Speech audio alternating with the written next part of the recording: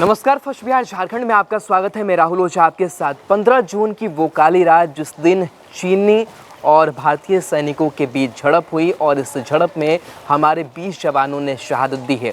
लेकिन इस पूरे मामले का खुलासा हुआ है और क्या कुछ उस पूरी रात को हुई थी, किस तरीके से विवाद उत्पन्न हुआ था, इस पूरे मामले का खुलासा केंद्रीय मंत्री और पूर्व army chief general VK Singh ने किया है। उन्होंने बताया कि कैसे चीन ने धोखेबाजी की, कैसे चीन ने जालसाजी की, जो चीन की जालसाजी उस पर ही कैसे उल्टा पड़ गई, ये पूरा खुलासा जनरल वीके सिंह ने किया है। ऐसा पहली बार हुआ है कि चीन और भारतीय सेना के बीच हिंसक झड़प मामले में केंद्र सरकार के किसी मंत्री ने पूरी जो स्थिति है वो स्पष्ट की हो और पूरे मामले का खुलासा किया हो कि एक एक जो चीज़ें हैं वो कैसे बढ़ती चली गई, कैसे जहाँ पर चीनी सेना को लेकर के भारतीय सेना को ये लग रहा था कि वहाँ पर जो हलचलें हैं वो नहीं बढ़ेंगी, चीनी सेना पीछे हट जाएंगी, लेकिन धोखेबाजी से किस तरीके से चीनी सेना उस इलाके से पीछे हटने का नाम नहीं ली और उस पॉइंट पर जो तनाव है वो बन गया और तनाव के बीच कई ऐसी जो चीज़ें हुई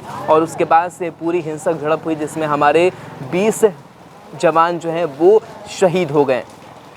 केंद्रीय मंत्री वीके सिंह ने जो खुलासा किया है उसके मुताबिक 15 जून की शाम भारतीय कमांडिंग अफसर गलवान घाटी में चीनी सेना का मुआयना करने गए थे। चीनी सेना की पोजीशन की जानकारी लेने के लिए कमांडिंग अफसर ने घाटी का दौरा किया था। इसी दौरान उन्होंने चीन की सेना को अपने पोजीशन से पीछे हटा नहीं पाया।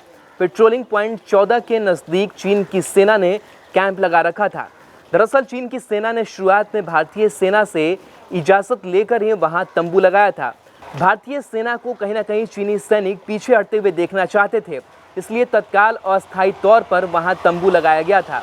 भारतीय सेना पीछे चली गई, उसके बावजूद चीन की सेना ने अपना तंबू नहीं हटाया। केंद्रीय मंत्री वीके सिंह के मुताबिक जब भारतीय सेना के अधिकारी ने पेट्रोलिंग पॉइंट 14 के पास चीनी सेना का तंबू लगा हुआ पाया तो उन्होंने तुरंत इसे हटाने को कहा। इसी दौरान दोनों सेनाओं के बीच कहासुनी हुई। भारतीय सेना के दबाव में चीनी सैनिक जब अपना तंबू हटा रहे थे, इसी दौरान तंबू में आग भी लग गई थी। चीनी सेना के तंबू में आग लगने के बाद हालात बेकाबू हो गए और फिर दोनों सेनाओं के बीच झड़प शुरू हो गई। जनरल वीके सिंह की माने तो इस झड़प में चीनी सेना के ऊपर भारतीय सेना हावी रही, लेकिन चीन के सैनिकों को तत्काल बैकअप मिल गया और जिसका खामियाजा हमें 20 जवानों की शहादत से चुकाना पड़ा। केंद्रीय मंत्री वीके सिंह ने एक बार फिर से चीन को लेकर पुराने विवाद पर कहा है कि 1959 में चीन के प्रधानमंत्री ने भारतीय प्रधानमंत्री को एक नक्शा दिया था। यह नक्शा क्लेम लाइन को इंडिकेट करता है, लेकिन जब कभी भी भारतीय सेना जमीन पर उतारने की कोशिश की तो चीन ने उस पर अपना ऐतराज जताया।